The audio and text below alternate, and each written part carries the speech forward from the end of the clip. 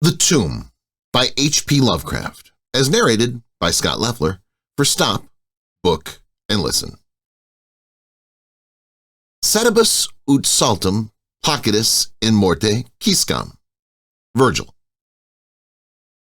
In relating the circumstances which have led to my confinement within this refuge for the demented, I am aware that my present position will create a natural doubt of the authenticity of my narrative.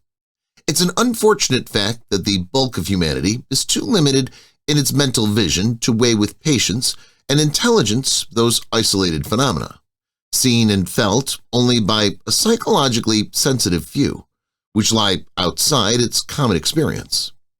Men of broader intellect know that there is no sharp distinction betwixt the real and the unreal, that all things appear as they do only by virtue of the delicate individual physical and mental media through which we are made conscious of them. But the prosaic materialism of the majority condemns as madness the flashes of super sight which penetrate the common veil of obvious empiricism. My name is Jervas Dudley, and from earliest childhood I've been a dreamer and a visionary, wealthy beyond the necessity of a commercial life, and temperamentally unfitted for the formal studies and social recreations of my acquaintances.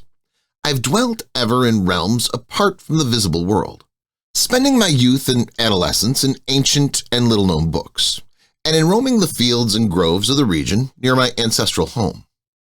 I do not think that what I read in these books or saw in these fields and groves was exactly what other boys read and saw there, but of this I must say little, since detailed speech would but confirm those cruel slanders upon my intellect which I sometimes overhear from the whispers of the stealthy attendants around me.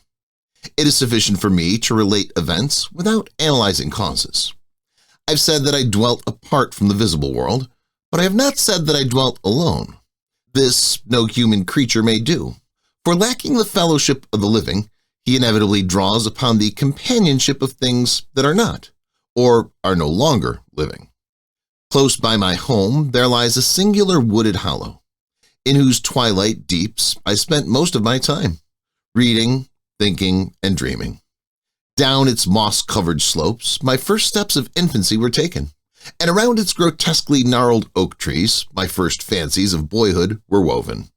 Well did I come to know the presiding dryads of these trees, and often have I watched their wild dances in the struggling beams of a waning moon. But of these things I must not now speak. I will tell only of the lone tomb in the darkest of the hillside thickets, the deserted tomb of the Hydes, an old and exalted family whose last direct descendant had been laid within its black recesses many decades before my birth. The vault to which I refer is of ancient granite, weathered and discolored by the mists and dampness of generations. Excavated back into the hillside, the structure is visible only at the entrance. The door, a ponderous and forbidding slab of stone, hangs upon rusted iron hinges and is fastened ajar in a queerly sinister way by means of heavy iron chains and padlocks, according to a gruesome fashion of half a century ago. The abode of the race whose scions are here entombed had once crowned the declivity which holds the tomb, but had long since fallen victim to the flames which sprang up from a disastrous stroke of lightning. Of the midnight storm which destroyed this gloomy mansion, the older inhabitants of the region sometimes speak in hushed and uneasy voices, alluding to what they call divine wrath, in a manner that in later years vaguely increased the always strong fascination which I felt for the forest-darkened sepulchre. One man only had perished in the fire. When the last of the Hydes was buried in this place of shade and stillness, the sad urnful of ashes had come from a distant land, to which the family had repaired when the mansion burned down. No one remains to lay flowers before the granite portal, and few care to brave the depressing shadows which seem to linger strangely about the water-worn stones. I shall never forget the afternoon when I first stumbled upon the half-hidden house of death. It was in midsummer, when the alchemy of nature transmutes the sylvan landscape to one vivid and almost homogeneous mass of green, when the senses are well nigh intoxicated with the surging seas of moist verdure and the subtly indefinite odors of the soil and the vegetation. In such surroundings, the mind loses its perspective. Time and space become trivial and unreal, and echoes of a forgotten prehistoric past beat insistently upon the enthralled consciousness. All day I had been wandering through the mystic groves of the hollow, thinking thoughts I need not discuss, and conversing with things I need not name. In years a child of 10, I had seen and heard many wonders unknown to the throng, and was oddly aged in certain respects, when upon forcing my way between two savage clumps of briars, I suddenly encountered the entrance of the vault. I had no knowledge of what I had discovered. The dark blocks of granite, the door so curiously ajar, and the funereal carvings above the arch aroused in me no associations of mournful or terrible character. Of graves and tombs I knew and imagined much, but had on account of my peculiar temperament been kept from all personal contact with churchyards and cemeteries. The strange stone house on the woodland slope was to me only a source of interest and speculation, and its cold, damp interior, into which I vainly peered through the aperture so tantalizingly left, contained for me no hint of death or decay. But in that instant of curiosity was born the madly unreasoning desire which has brought me to this hell of confinement. Spurred on by a voice which must have come from the hideous soul of my forest, I resolved to enter the beckoning gloom in spite of the ponderous chains which barred my passage. In the waning light of day, I alternately rattled the rusty impediments with a view to throwing wide the stone door, and essayed to squeeze my slight form through the space already provided. But neither plan met with success. At first, curious, I was now frantic, and when in the thickening twilight I returned to my home, I had sworn to the 100 gods of the grove that at any cost I would someday force an entrance to the black, chilly depths that seemed calling out to me. The physician with the iron-gray beard, who comes each day to my room, once told a visitor that this decision marked the beginning of a pitiful monomania, but I'll leave final judgment to my readers when they shall have learnt all. The months following my discovery were spent in futile attempts to force the complicated padlock of the slightly open vault and in carefully guarded inquiries regarding the nature and history of the structure. With the traditionally receptive ears of the small boy, I learned so much, though an habitual secretiveness caused me to tell no one of my information or my resolve. It is perhaps worth mentioning that I was not at all surprised or terrified on learning of the nature of the vault. My rather original ideas regarding life and death had caused me to associate the cold clay with the breathing body in a vague fashion, and I felt that the great and sinister family of the burnt-down mansion was in some way represented within the stone space I sought to explore. Mumbled tales of the weird rites and godless revels of bygone years in the ancient hall gave to me a new and potent interest in the tomb, for whose door I would sit for hours at a time each day. Once I thrust a candle within the nearly closed entrance, but could see nothing save a flight of damp stone steps leading downward. The odor of the place repelled yet bewitched me. I felt I had known it before, in a past remote beyond all recollection, beyond even my tenancy of the body I now possess. The year after I first beheld the tomb, I stumbled upon a worm-eaten translation of Plutarch's Lives in the book-filled attic of my home. Reading the life of Theseus, I was much impressed by that passage telling of the great stone beneath which the boyish hero was to find his tokens of destiny whenever he should become old enough to lift its enormous weight.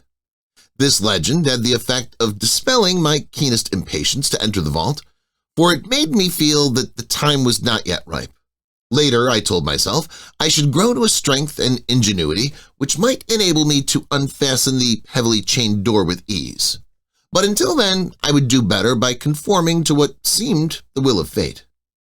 Accordingly, my watches by the dank portal became less persistent, and much of the time was spent in other, though equally strange pursuits. I would sometimes rise very quietly in the night, stealing out to walk in those churchyards and places of burial from which I had been kept by my parents. What I did there I may not say, for I am now not sure of the reality of certain things. But I know that on the day after such a nocturnal ramble, I would often astonish those about me with my knowledge of topics almost forgotten for many generations. It was after a night like this that I shocked the community with a queer conceit about the burial of the rich and celebrated Squire Brewster, a maker of local history who was interred in 1711, and whose slate headstone, bearing a graven skull and crossbones, was slowly crumbling to powder. In a moment of childish imagination, I vowed not only that the undertaker, Goodman Simpson, had stolen the silver-buckled shoes, silken hose, and satin small clothes of the deceased before burial, but that the squire himself, not fully inanimate, had twice turned in his mound-covered coffin on the day after interment. But the idea of entering the tomb never left my thoughts, being indeed stimulated by the unexpected genealogical discovery that my own maternal ancestry possessed at least a slight link with the supposed extinct family of the Hydes. Last of my paternal race, I was likewise the last of this older and more mysterious line. I began to feel that the tomb was mine, and to look forward with hot eagerness to the time when I might pass within that stone door and down those slimy stone steps in the dark. I now formed the habit of listening very intently at the slightly open portal, choosing my favorite hours of midnight stillness for the odd vigil. By the time I came of age, I had made a small clearing in the thicket before the mold-stained facade of the hillside, allowing the surrounding vegetation to encircle and overhang the space, like the walls and roof of a sylvan bower.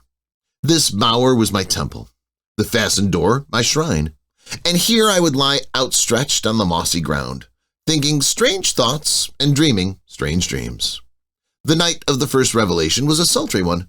I must have fallen asleep from fatigue, for it was with a distinct sense of awakening that I heard the voices. Of those tones and accents I hesitate to speak. Of their quality I will not speak.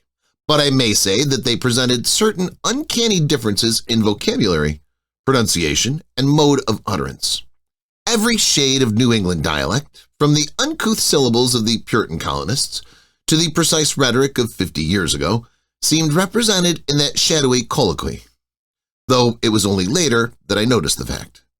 At the time, indeed, my attention was distracted from this matter by another phenomenon, a phenomenon so fleeting that I could not take oath upon its reality. I barely fancied that, as I awoke, a light had been hurriedly extinguished within the sunken sepulchre. I do not think I was either astounded or panic-stricken, but I know that I was greatly and permanently changed that night. Upon returning home, I went with much directness to a rotting chest in the attic, wherein I found the key, which next day unlocked with ease the barrier I had so long stormed in vain. It was in the soft glow of late afternoon that I first entered the vault on the abandoned slope. A spell was upon me, and my heart leaped with an exultation I can but ill describe. As I closed the door behind me and descended the dripping steps by the light of my lone candle, I seemed to know the way, and though the candle sputtered with the stifling reek of the place, I felt singularly at home in the musty Charnel House air. Looking about me, I beheld many marble slabs bearing coffins, or the remains of coffins. Some of these were sealed and intact, but others were nearly vanished, leaving the silver handles and plates isolated amidst certain curious heaps of whitish dust. Upon one plate I read the name of Sir Geoffrey Hyde, who had come from Sussex in 1640 and died here a few years later.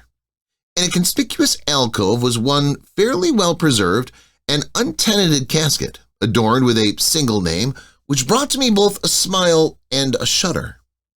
An odd impulse caused me to climb upon the broad slab, extinguish my candle, and lie down within the vacant box. In the gray light of dawn, I staggered from the vault and locked the chain of the door behind me. I was no longer a young man, though but 21 winters had chilled my bodily frame. Early rising villagers who observed my homeward progress looked at me strangely and marveled at the signs of ribald revelry which they saw in one whose life was known to be sober and solitary. I did not appear before my parents till after a long and refreshing sleep. Henceforth, I hunted the tomb each night, seeing, hearing, and doing things I must never reveal. My speech, always susceptible to environmental influences, was the first thing to succumb to the change, and my suddenly acquired archaism of diction was soon remarked upon. Later, a queer boldness and recklessness came into my demeanor, till I unconsciously grew to possess the bearing of a man of the world despite my lifelong seclusion. My formerly silent tongue waxed voluble with the easy grace of a Chesterfield or the godless cynicism of a Rochester. I displayed a peculiar erudition utterly unlike the fantastic monkish lore over which I had pored in youth, and covered the fly-leaves of my books with facile impromptu epigrams which brought up suggestions of Gay, Prior, and the sprightliest of the Augustan wits and rimisters. One morning at breakfast, I came close to disaster by declaiming in palpably licorice accents and a fusion of 18th century bacchanalian mirth, a bit of Georgian playfulness never recorded in a book, which ran something like this. "Come hither, my lads, with your tankards of ale, and drink to the present before it shall fail. Pile each on your platter a mountain of beef, for 'tis eating and drinking that brings us relief. So fill up your glass, for life will soon pass.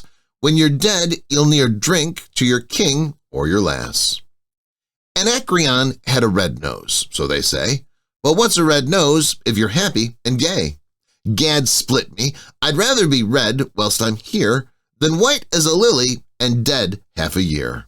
So Betty, my miss, come give me a kiss. In hell there's no innkeeper's daughter like this. Young Harry, propped up just as straight as he's able, will soon lose his wig and slip under the table. But fill up your goblets and pass 'em around. Better under the table than under the ground. So revel and chaff as ye thirstily quaff, under 6 feet of dirt, till less easy to laugh. The fiend strike me blue, I'm scarce able to walk, and damn me if I can stand upright or talk. Here, landlord, bid Betty to summon a chair. I'll try home for a while, for my wife is not there.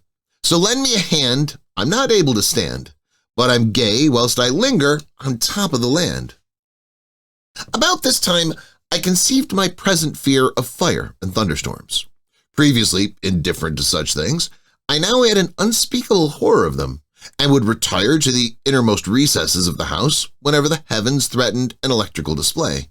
A favorite haunt of mine during the day was the ruined cellar of the mansion that had burned down, and in fancy I would picture the structure as it had been in its prime. On one occasion I startled a villager by leading him confidently to a shallow sub-cellar of whose existence I seemed to know, in spite of the fact that it had been unseen and forgotten for many generations. At last came that which I had long feared. My parents, alarmed at the altered manner and appearance of their only son, commenced to exert over my movements a kindly espionage which threatened to result in disaster. I had told no one of my visits to the tomb, having guarded my secret purpose with religious zeal since childhood. But now I was forced to exercise care in threading the mazes of the wooded hollow, that I might throw off a possible pursuer. My key to the vault I kept suspended from a cord about my neck, its presence known only to me. I never carried out the sepulchre any of the things I came upon whilst within its walls. One morning, as I emerged from the damp tomb and fastened the chain of the portal with none too steady a hand, I beheld in an adjacent thicket the dreaded face of a watcher. Surely the end was near, for my bower was discovered, and the objective of my nocturnal journeys revealed. The man did not accost me, so I hastened home, in an effort to overhear what he might report to my careworn father.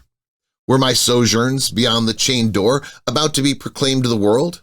Imagine my delighted astonishment on hearing the spy inform my parents in a cautious whisper that I had spent the night in the bower outside the tomb, my sleep-filmed eyes fixed upon the crevice where the padlocked portal stood ajar. By what miracle had the watcher been thus deluded? I was now convinced that a supernatural agency protected me. Made bold by this heaven-sent circumstance, I began to resume perfect openness in going to the vault, confident that no one could witness my entrance. For a week, I tasted to the full joys of that charnel conviviality, which I must not describe, when the thing happened, and I was borne away to this accursed abode of sorrow and monotony. I should not have ventured out that night, For the taint of thunder was in the clouds, and a hellish phosphorescence rose from the rank swamp at the bottom of the hollow. The call of the dead, too, was different. Instead of the hillside tomb, it was the charred cellar on the crest of the slope whose presiding demon beckoned to me with unseen fingers. As I emerged from the intervening grove upon the plain before the ruin, I beheld in the misty moonlight a thing I had always vaguely expected. The mansion, gone for a century, once more reared its stately height to the raptured vision, every window ablaze with the splendor of many candles. Up the long drive rolled the coaches of the Boston gentry, whilst on foot came a numerous assemblage of powdered exquisites from the neighboring mansions. With this throng I mingled, though I knew I belonged with the hosts rather than with the guests. Inside the hall were music, laughter, and wine on every hand. Several faces I recognized, though I should have known them better had they been shriveled or eaten away by death and decomposition. Amidst a wild and reckless throng, I was the wildest and most abandoned. Gay blasphemy poured in torrents from my lips, and in my shocking sallies I heeded no law of God, man, or nature. Suddenly a peal of thunder, resonant even above the din of the swinish revelry, clave the very roof and laid a hush of fear upon the boisterous company. Red tongues of flame and searing gusts of heat engulfed the house, and the roisterers, struck with terror at the descent of a calamity which seemed to transcend the bounds of unguided nature, fled shrieking into the night. I alone remained, riveted to my seat by a groveling fear which I had never felt before. And then a second horror took possession of my soul.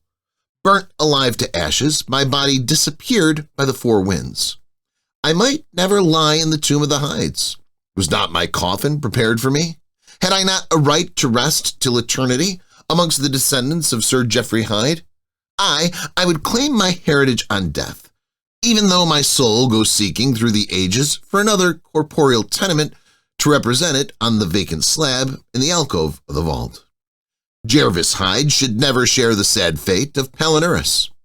As the phantom of the burning house faded, I found myself screaming and struggling madly in the arms of two men, one of whom was the spy who had followed me to the tomb. Rain was pouring down in torrents, and upon the southern horizon were flashes of the lightning that had so lately passed over our heads. My father, his face lined with sorrow, stood by as I shouted my demands to be laid within the tomb, frequently admonishing my captors to treat me as gently as they could.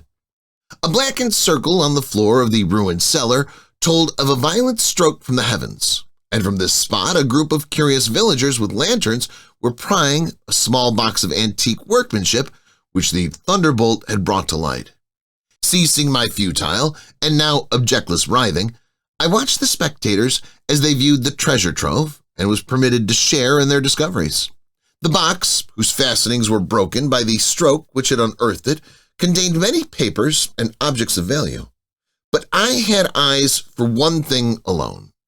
It was the porcelain miniature of a young man in a smartly curled bagwig and bore the initials J.H. Face was such that as I gazed, I might have been studying my mirror. On the following day, I was brought to this room with the barred windows, but I've been kept informed of certain things through an aged and simple-minded servitor for whom I bore a fondness in infancy and who, like me, loves the churchyard. What I have dared relate of my experiences within the vault has brought me only pitying smiles. My father, who visits me frequently, declares that at no time did I pass the chained portal, swears that the rusted padlock had not been touched for 50 years when he examined it. He even says that all the village knew of my journeys to the tomb, and that I was often watched as I slept in the bower outside the grim facade, my half-open eyes fixed on the crevice that leads to the interior. Against these assertions, I have no tangible proof to offer, since my key to the padlock was lost in the struggle on that night of horrors.